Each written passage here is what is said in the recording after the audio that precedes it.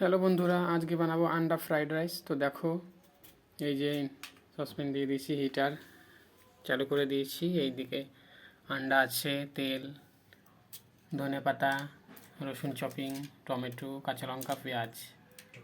তেল দিয়ে দিয়েছি, এখন দিয়ে দেবো পেঁয়াজ, লঙ্কা দিয়ে দিলাম, রসুন, পেঁয়াজ দিয়ে দিলাম। রসুন, লঙ্কা, পেঁয়াজ দেওয়া হয়ে গেছে। টমেটো দিয়ে দিয়েছি ডিম ভেঙে। এখন দিয়ে দেবো রাইসটা। দেখো, দুজনে খাবো তাই 2 পাউচ রাইস। নুন হয়ে গেল। ফাইনালি বন্ধুরা, ধনেপাতা দিয়ে দিই উপর দিয়ে মিশিয়ে। ফাইনালি কমপ্লিট আন্ডা ফ্রাইড রাইস।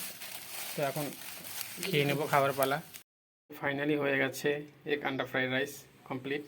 এখন খাবার পালা বন্ধুরা। দেখো, এটা আমাদের আজকে দুপুরের লাঞ্চ, টুডে লাঞ্চ।